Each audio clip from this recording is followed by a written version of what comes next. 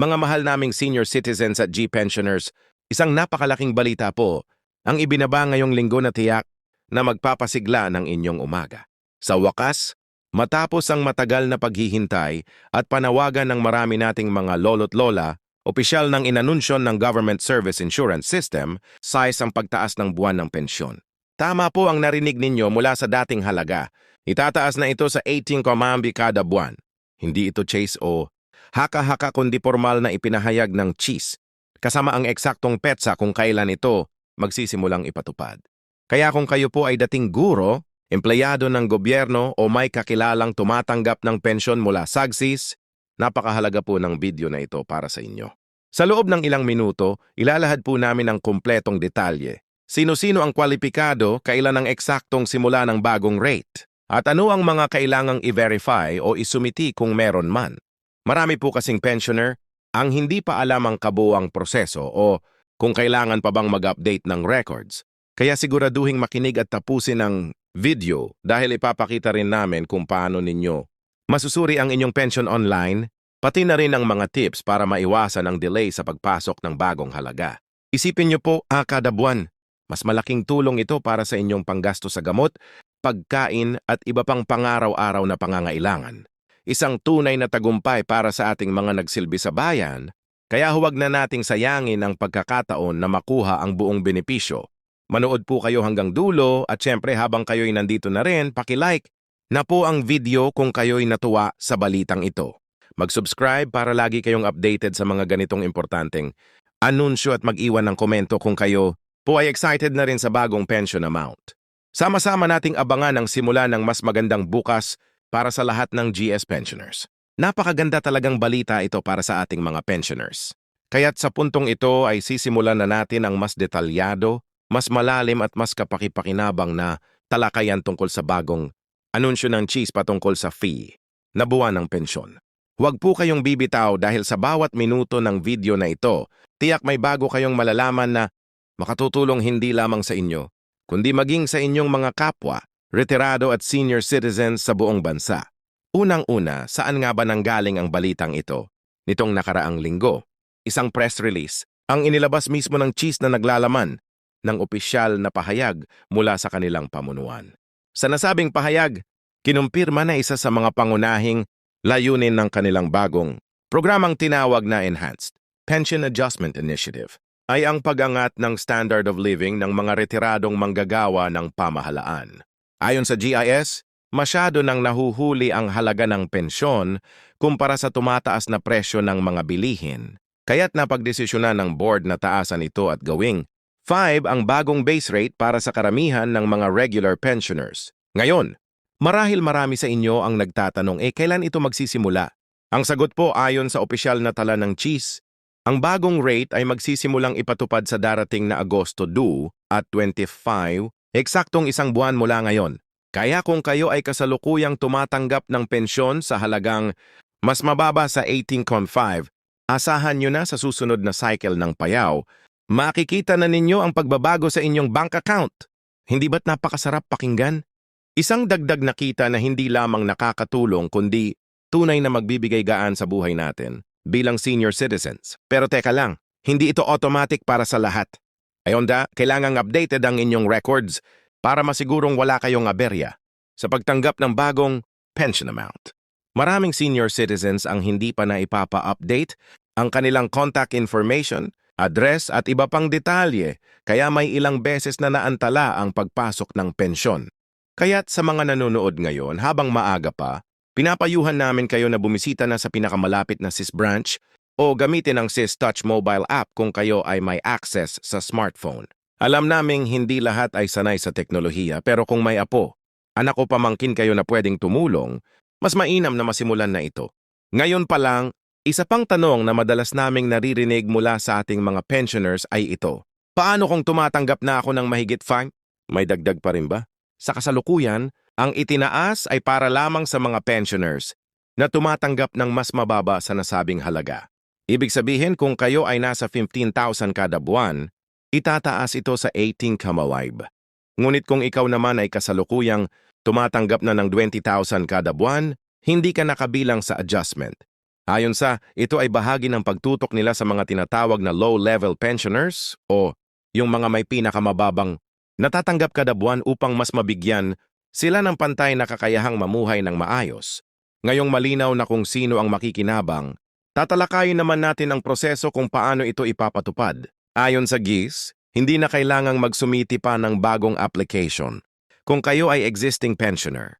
Ngunit kung may kulang o hindi updated ang inyong file tulad ng a birth certificate o bank details, kailangan itong isumite sa upang makasama kayo sa automatic adjustment. Ang mga dokumentong ito ay kailangang ma-verify bago maaprubahan ang pagtaas. Sa madaling salita, kung kompleto ang record mo, automatic kang mapapasama sa increase. Pero kung kulang o may conflict, maaaring madelay ang release at kailangang ayusin muna. Kaya't narito ang isang mahalagang paalala. Kung kayo po ay matagal nang hindi bumibisita sa GS o hindi pa nakakapag-update ng inyong record, mula pa noong kayo'y nag-retire, ito na po ang tamang panahon. Huwag nating hintayin na mawalan tayo ng benepisyo o maantala ang ating pensyon dahil lang sa hindi natin ito naasikaso. Sa panahon ngayon, napakahalaga ng pagiging maaga, lalo na't kasama sa bagong sistema ng GS ang paggamit ng digital verification para sa mas mabilis na transaksyon. Halimbawa, sa tulong ng GIS-Touch app, maaari nang mag-update ng mobile number, mag-check ng pension history at mag-follow up ng mga claims. Na ito ay isang malaking tulong lalo na sa mga senior na hindi na makalakad papuntang opisina. Bukod pa ran, napag-alaman din natin na ang bagong adjustment ay bahagi ng mas malawak na plano ng CHIS para sa susunod na 3 taon. Ang tinatawag nilang Retirement Welfare Roadmap 2.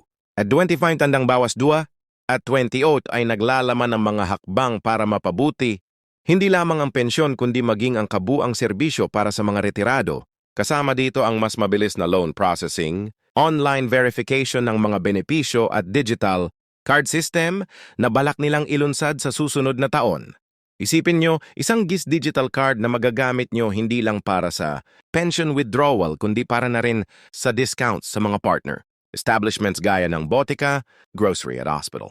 Hindi ba't nakakatuwang isipin na sa kabila ng ating edad, binibigyan pa rin tayo ng gobyerno ng pagkakataong umangat, umayos ang pamumuhay at hindi maiwan sa mga makabagong serbisyo.